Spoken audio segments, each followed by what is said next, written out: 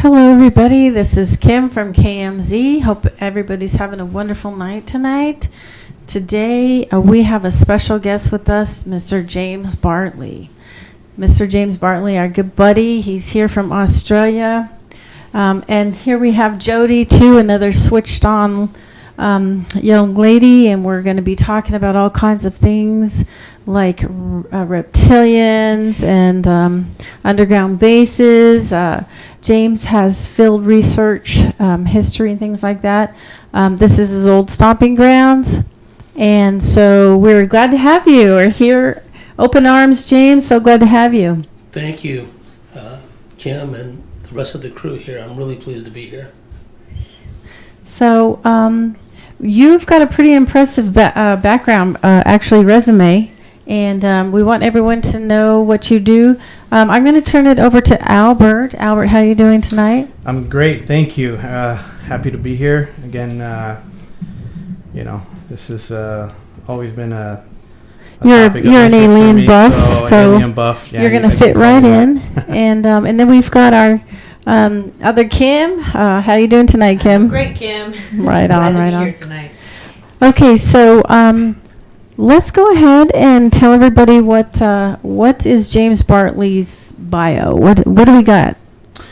I'll give everybody a little bit of history on James Bartley. For those that don't know, what he's done within the ET UFO community. James Bartley's been researching alien abductions and the military aerospace connection to UFOs and alien life forms for over 30 years. He is a protege of legendary alien abduction researcher Barbara Bartholic of Tulsa, Oklahoma. And James has spent a lot of time conducting field investigations in the high desert of Southern California, as well as Arizona and Nevada. He specializes in research and investigations into reptilian aliens and military abductions, also known as MILABs. And James is also an independent historian with an emphasis on military history, intelligence / counterintelligence, and special operations. James has also lectured in a variety of places like San Diego, California, Las Vegas, Nevada, at the UFO Friendship Campouts, also at the Little Alien in Rachel, Nevada, adjacent to the Groom Lake area of Area 51 complex, as well as Memphis, Tennessee, Mississippi, and Philadelphia, and as well as England at the very first RepCon, which is a reptilian conference in Sydney, Australia. The Blue Mountains west of Sydney, as well as Brisbane, Australia, Melbourne, Australia, and numerous other places. He's also a former member of the Night Search Paranormal Network, NSPN for short, and he's hosted his own show called the Bureau of Alien Human Affairs, Directorate 5, Reptilian Section, or BAHA DVRS for short. James co-facilitated support groups for alien abductees and military abductees as well. James currently is he has his own show called Cosmic Switchboard. The Cosmic Switchboard. The Cosmic Switchboard, okay. And so we're going to pass it on to James right now. Just maybe he can start telling us a little bit about his give us a little bit more detail on some of his experiences throughout his UFO research, or alien research, I guess, alien UFO research. And so James, now it says here that you had and this is just a quick question, you specialize in research into the reptilian aliens. So could you tell us a little bit something about that? Anything that comes to mind, or?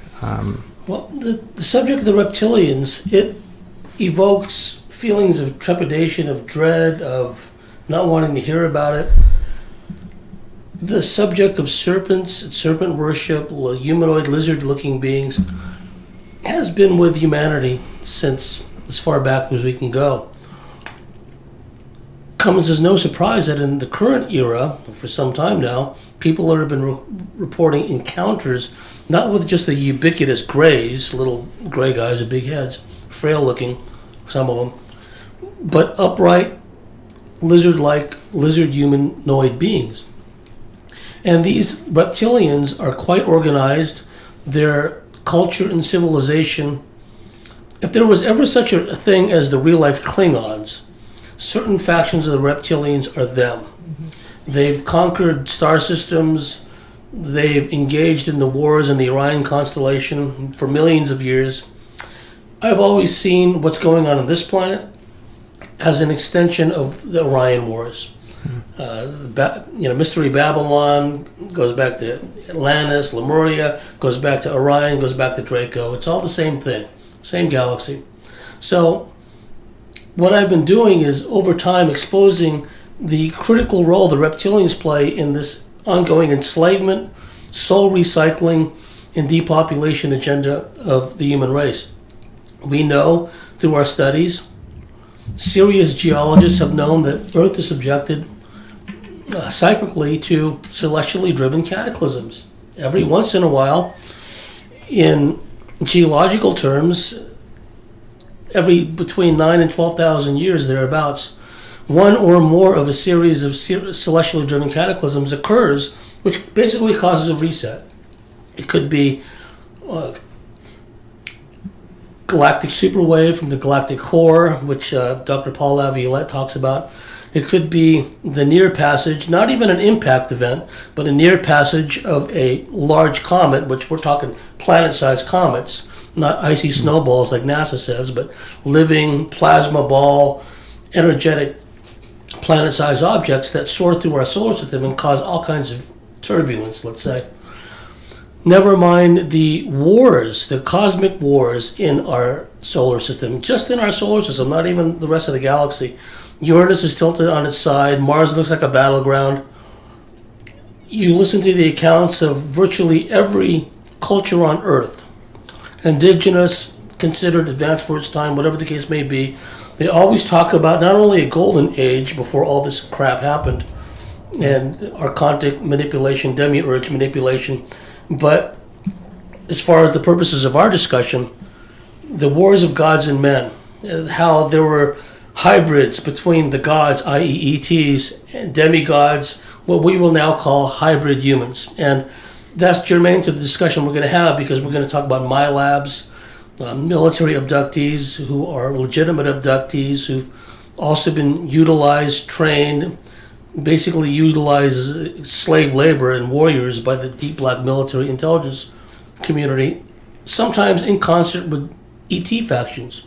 So what I've been interested in my research is to find out just how deep this control the reptilians has over the human race, how much control they've exerted over the deep black military intelligence complex, a lot. And, what we can do, because these celestially driven cataclysms, they're cyclical.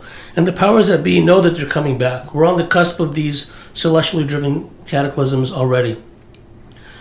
The depopulation agenda is underway because they need to cull the population in order for them to retain control. But it's more than that. Because they know this celestially driven reset is coming, they've set things in play to continue the recycling effort, where we're always compelled to reincarnate in this world in as crappy as a world as the last time we were here, or even worse, right? So, and because of AI, the demiurge AI connection manipulation, chances are the people who do reincarnate back into this next phase of humanity, they're going to be very Borg-like, very unemotional, just smart enough to run the machines and the computers and take out the garbage. So that is one potential pathway for humanity's destiny. It's probably already happened in alternate realities.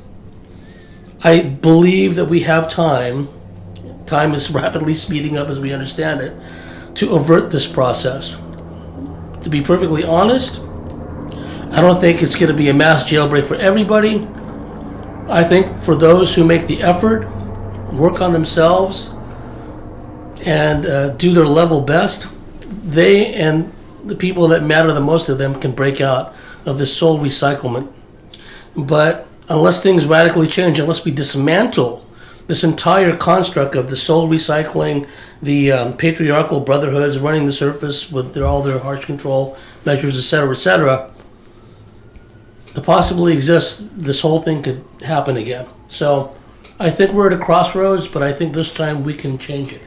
May I ask a quick question, not to digress too much and tap into a current trend or current news? Does there have any play or factor here with the coronavirus outbreak that's currently happening, in your opinion, with this? That's a very good question. Those of us in this field know, and we've been talking about the possibility one day of some kind of pandemic being unleashed, the likely responses and measures taken by the authorities, e-quarantines, mass vaccinations, whatever the case may be, right? The problem, reaction, solution scenario that David Icke talks about. Well, what's interesting is as if there wasn't enough high drama and tension to go around, because as a collective, humanity is traumatized big time. It's not only the celestially driven cataclysms that many of us have lived through or died through in previous incarnations, and the knowledge of it culturally, right? But it's also these incessant wars, these archontic wars, pestilence, everything else that the gods that they would have been referred to in the olden days have inflicted upon us. So one of the things that the gods, when they were wrathful towards us in the old days, used to do was inflict pestilence and plagues and all this stuff. Those of us that have deeply researched this know that all the major and minor countries, and even non-state players, have a germ warfare capability. If there's enough money, if there's enough financing and enough technical know-how, absolutely. Fecal matter in the water system, that's a germ warfare. In the old days, in medieval warfare, they would throw bodies down water wells to deprive the other side from having water. That's just the way it is. So, one of the things about a pandemic is that it's so far-reaching, and with the never-ending drumbeat of the corporate media, fear, fear, fear. We have another valid case or confirmed case in this place, and another one here, another one there. And you look at how we've even seen the scenario play out in movies such as V for Victory, right? Where it turns out, if people are familiar with the plot, the reason why there was such a mass culling of the population, the real reason why there was such draconian Orwellian control was because of a mass pandemic breakout. We've seen this in other movies. The original Omega Man with Charlton Heston, which was, they later did a remake with Will Smith, about this bio-war event happening from the Chinese. Those who didn't die were turned into zombies, right? And that's also another aspect to this. My colleague Jody here pointed out to me the other night that, okay, there's Generation X, that's the generation now. The next generation will be Generation Z, Z for zombie, right? And we know, even in novels by people like Robert Ludlum, they've talked about weaponized parasites that not only infect people, but turn them into cannibalistic zombies. Robert Ludlum novels, you can find these, I've read them. And so the concept has been put into our consciousness and subconsciousness for some time that not only will plagues be coming, and it doesn't matter if you're prepared for it or not, but some of these people will turn into literal zombies. Now, we've already seen an element of that with flakka, bath salts, certain types of drugs, ice, meth, whatever, because of the entity hosting factor. When people utilize these types of drugs, they just open themselves up for mass possession, let's say. And then the entities use the body of the host as a medium to wreak havoc on society, and they've done horrific things. So what we're seeing is a merging. I've been saying for some time, folks, that we're already in the fourth dimension. It's not a question of the third dimension. If you're looking up and you're seeing a chemtrail started right above you, and this happened to me, they've turned the nozzles on directly above you. You can see it, but the person you pointed out to next to you scoffs and laughs. You might as well be in two different worlds. That you might as well. We are in the fourth dimension because we're going to be getting to a level of craziness, wackiness, supernatural, weird stuff it's going to go to another level entirely. And even in the Bible, if people are into, the Christian Bible, New Testament, what have you, Old Testament, in these end times, it stated that, and I'm paraphrasing, people are going to be seeing demons, and as a result, they're going to go mad, and everything's going to go crazy. It even said that. So now, the players that I see seated around me, you guys are well equipped to deal with this because of all the weirdness you've already endured. Yeah. Some of you have second sight, third eye, etheric vision. You're better equipped to deal with these changes. What we're here to do is, this is informational. This is like an infomercial of, we're telling you straight up, unvarnished truth, what may be coming down the pike based on what's already happened. So the reptilians are the controlling factor through their genetic manipulation of fraternal orders, bloodlines, what have you. They control all aspects of society, institutions, what have you. And they've seeded and they've blossomed, if you will, their philosophy about life and about the way things should be into the minds of everybody. If anyone exposed to corporate media, to cultural Marxism in the universities and the schools, et cetera, you've already been infected, and most of you don't even know it. So what we're here to do is kind of raise the bar and say, look, there is an exit strategy if you want it, and you got to come up with the details, but we'll give you the basics, basically. Thank you. Okay, thank you.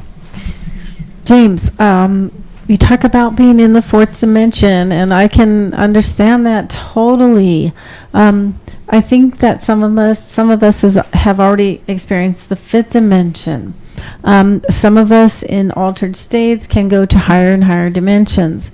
Once you can do that, you can kind of fight your way through the fourth by looking down at it, and you can see it from a different level for what it is. That's why it's one of the reasons why we talk about high vibration and everything like that, because that gets you tapped into those higher dimensions where there are better things to experience than just the fourth dimension, right? Would you agree? I would agree. What I would remind all the viewers and listeners out there, many of you, even at a deep subconscious level, you may not be aware of it yet, but you are paradigm busters, you're frequency busters. You're anchoring, whether you realize it yet or not, higher dimensional frequencies.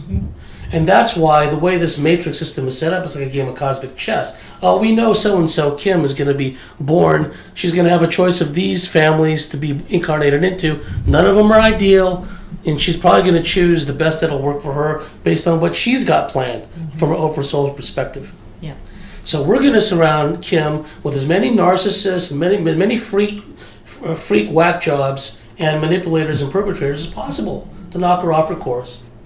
And just when she thinks that everything is hunky-dory and she's, evaded all that stuff, we're going to throw some more obstacles in her way. But you know what? That's like military survival school. It's like an understanding of the nature of the multiple threat environment you're in, and sometimes it takes us a while to figure that out. Because when you're surrounded, as I was, by narcissists, by pathological liars, by backstabbers in your family unit, right, and extended family and friends you meet along the way, one can easily lose themselves and forget, why am I even here? What's the point of all this? But the way we orchestrate things is there are some, signs along the way, mileposts. Certain key individuals float in and out of your life at the right time. And then these are the people that remind you, at some level, who you are, what you're meant to do here. We're talking about a destiny to fulfill. And that's what I want all the listeners to understand. You're more than just this blood bag, this meat suit kind of thing. I love that one. From an incarnational standpoint, and even in this incarnation, we're just beaten down so badly. Our self-worth down at the bottom of the ocean. We don't even trust our own senses. We don't even trust our own decision-making process. That's deliberate, and it's happened over a span of many lifetimes. So the point of the matter is now the final curtain is going to be coming up. We've been talking about it. I was at, little alien conferences in 2001 and 2000, and we were talking about this. We thought, 2000. We thought that was the big year. The curtain's going to rise. No, it's right around now, 2020. And wow. then the It thing feels like it. It feels definitely. when we operate from a heart-centered perspective, and let me give you an example. I'd like some of your input also, because I know that some of you had similar experiences in some way. When I was a teenager, 6th, 7th, 8th grade, I have my ET experiences cyclical. They don't all happen in a rush, and they don't happen over a sustained period. They come in cycles every few years. I start to have ET experiences, dreams, and sightings, and UFO sightings, that kind of thing. Sometimes they're very subtle. I barely even notice them consciously. But in my high school years in San Jose, California, I started to have a lot of UFO dreams, a lot of UFO sightings, and what I now know to be UFO experiences and ET experiences. What also began to happen is these ETs, whatever group they were reminding me of my essentially non-physical nature, because they were inducing out-of-body experiences in me. I would be laying in bed, unable to sleep, restless, in the dark, and I would feel a sensation of heat, but not really a physical sensation of heat. And sometimes I would hear like a high-pitched tone. Eee! And what I didn't realize at the time, and I was restless, unable to sleep, rolling over, etc., etc. On one occasion, out of sheer restlessness and frustration and not being able to go to sleep, I rolled over because I was just so frustrated, and I rolled off the bed and was standing upright, and I looked down and I noticed my sleeping body in bed. I was already out of my body. But it took that, this frustration to roll out of me, and then to look at myself. And that was just one example. And another example, I was lying in bed in my room at night, and I saw like a big circle cast, a bright bluish white circle cast on the wall. And of course, like most kids, I turned away from it and faced the wall. Right? I didn't want to look at it. That's too weird. I'm going to check it out later, maybe. And so after a while, I rolled over and looked over. And now that big bluish white circle had transformed into a big triangle, big yellow, bluish white triangle. And now my curiosity was such I got to see this. So I moved to get out of bed. Next thing you know, my face was inches away from the wall. And then my consciousness, I turned around, there's my body laying in bed. So I was already out of my body, and I didn't even know it. So the point of relevance is, whatever ET group that was, it was reminding me of my essentially non-physical quantum nature. Took me a while to figure that out, you see. So over time, what happened was a number of different experiences.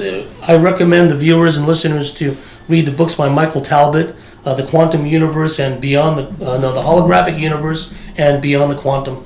And those two books are fantastic. And you will get an understanding of just how X-Men-like, if that's a term or a word, we can be.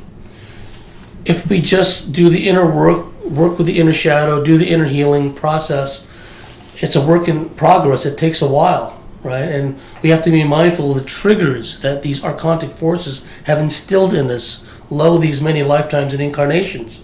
It's not just clearing, divesting ourselves of entity attachments, energetic plugs, connections into us now in this linear time frame. It's what's been done to us in previous incarnations on this world and on other worlds. Multidimensionally. It's it's a lot of work. So I don't know if I answered your question, but that's how I feel about it. You talked about triggers and things like that, and then are triggers something that you're born with, or something that they've instilled in you from previous lifetimes, or something that follows you, or is it simply based on this reality? Triggers, is it pre-programmed, or?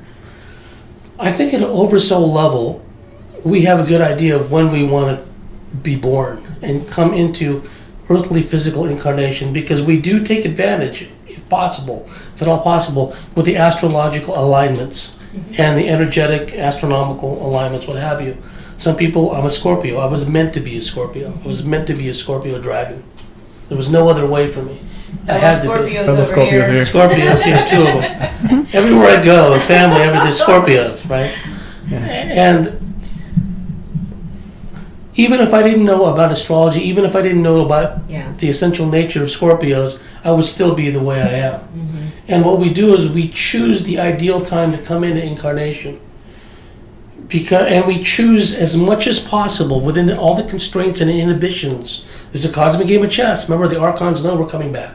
Oh, it's the Kim and it's the Kim show coming back, right? Irritating. They know you're coming back. And so in my case, they set up all these obstacles and all these challenges. The key is not to be, if you fall down, get back up. You fall on your face, at least you're falling forward. Mm-hmm. That's the attitude. They chip away at our self-worth, our self-esteem, make us feel so shame-based. And that's, if you understand the nature of the control system, you see, everything in the media, in the New Age movement, et cetera, it teaches us to be disembodied. In our headspace, we're always trying to vibrate at a higher dimension. And to stay grounded. We need to stay grounded, embodied, thereby pulling in the higher dimensional frequencies. We're anchoring. Mm-hmm. So they got it all backwards, like putting the cart before the horse. Very interesting. Right? Yeah, thanks for clearing that up. What we do is, and the tough work is, we're all shame-based in many incarnations in this world and other worlds. We feel poorly about ourselves. We don't trust our own decision-making process. We don't trust our own intuition. We're pliable, people-pleasing yes men or yes women, and let all these narcissistic perpetrator entity-infested people manipulate us, right? That's the game. And the point is to recognize the nature of the multiple threat environment we're in. Now, what I do probably a bit differently than most researchers is not only do I do field investigations, here in Las Vegas and Henderson and, in the high desert of Southern California, other places, go where the action is, go where people are reporting entities coming out of closets, go to places where people are having craft hover right over the roofs and entities, of all kinds, cryptids, Bigfoot, dogmen, ETs showing up. Besides trying to get where the action is, it's also working within and just knowing that I have to be the perfect vessel, the perfect medium. I have to be worthy of these higher dimensional frequencies and a reactivation of my understanding and my knowingness, because we all have this information within us. It's all locked within our DNA. It's all locked within what's been referred to as our morphogenetic field. It's all there in the information field. We just have to learn how to reaccess it. So it's a process of healing ourselves, staying embodied, healing ourselves, and basically unlocking the codes. And it's not as difficult as it sounds. It's a process. Very, very, very interesting. So we want to take a 2-second break to let you know that I did send you the link on your Facebook. I'd probably go to your notifications and authorize that to be on the Cosmic Switchboard channel. I went ahead and posted on your guys's. I don't know if you have to approve, posts, but I did that on yours as well. So Thank you. Little station break on that. And so does anybody have any questions at this point? Questions? Yeah, you mentioned earlier that these experiences you had when you were roughly about, you said teenage? 15, 16, 17 years old. Okay. Have you had any experiences when you were much younger than that you can recall? Or? Yes, I remembered it consciously for a long time. This was about when I was 4 or 5 years old, probably in Corpus Christi, Texas. If not in Corpus Christi, it would have been Kingsville, Texas, because my dad was in the Navy and he was stationed at Naval Air Station in Corpus Christi. But later he was also stationed at, or at least spent time at, last I heard was Naval Air Facility, Kingsville. But anyway, I was a boy. It was dusk. I was playing in my room. There was Venetian blinds, and the waning rays of the day were streaming in. I could see the dust molecules, the dust motes, floating in the air. And I'm in there just doing a 4-year-old thing, just minding my own business, trying to occupy myself. And then I noticed the presence I turned around, and in full waking consciousness, there was a being, I would say, with my adult perspective, adult lens, I would say about 3 feet high, but it was floating in the air. And if you ever read Katarina Wilson's second book, I think it was, Alien Jigsaw Researcher's Supplement, I think that was what it was called, she had a sketch in there, a drawing of what she called a type 2 or a type 3 gray. And that, at least the face of that being in that book, was exactly what I saw. The being was floating. It was about 3 feet from top to bottom. It was gray and, not gray, no, take that back. It was brown, and it did not have an oversized head or anything. And it was communicating me telepathically. Now, what I said to it was, this is my room, this is my stuff, get out of here, I don't want you here. I'm thinking like a kid's perspective, these are my toys, this is my space, right? So I said, leave here, get out of here. And then they just ignored me. Then I said, I'm going to tell my mom. My mom was in the living room ironing my dad's uniform. I know it was the autumn, or those months, autumn, winter, because the uniform was the black uniforms that the petty officers wore in the autumn and the winter. So I went into the living room. I said, Mom, there's a little man in my room. And my mom was just ironing my dad's uniform, and she began to get irritated. I said, Mom, there's a little man in my room. I literally tried to grab her by the elbow, pull her into my room. In fact, I did. I grabbed her by the elbow, and I pulled her into my room. And then I said, see, look. When I let her into my room, of course, there was nothing there. Sure. She got mad at me, and then she stormed off. Now, what I forgot to mention was, after I told the entity that I'm going to get my mom, it said to me telepathically, I could hear it clearly, go ahead, she won't see me. So like I just told you, I went over there, grabbed her by the elbow, pulled her in, here's the being, whatever, and she didn't see it, she stormed off mad. I closed the door after she walked out, and then the entity reappeared. And it had a look in his face as if I told you so. And then it began to tell me things. You have a future, you have a destiny, all this other stuff. I tuned it out. It's like, this is my stuff, my toys, you know what I mean? Now, the point of relevance was I told that story to everybody, all my friends. And back then, kids were more open-minded. We didn't reject this stuff out of hand, right? This is early 70s. I told everybody about that story for years until suddenly, consciously, completely forgot it. Suddenly, it was not my conscious mind. Years later, after I moved from San Jose, California to San Diego, I got a hypnotic regression from my friend, the founder of the San Diego UFO Society. He put me under. Nothing came up new, because we went over some alien abduction experiences of mine. Nothing new came up, and I thought it was a failed regression. The next day, or like a day or two afterwards, suddenly, just into my mind was that whole experience I had in Texas with the little being and my mom coming in the room. It all came in, and just like a zip file, just opened up, and I remembered everything. And so what I thought was initially a failed regression, it just jarred my subconscious enough that this memory popped up. Triggered the memory, yeah. Now, and you mentioned your father or your dad being in the military. That you know of, was he involved in any type of black project at all? Well, I really can't speak for him. I know not weird science, black stuff, but I will say that he was in the Brownwater Navy in Vietnam, and if anyone is familiar with that, it's you had the Navy that was the ocean-going Navy, and then we had the little patrol boats that you see in Apocalypse Now. Right.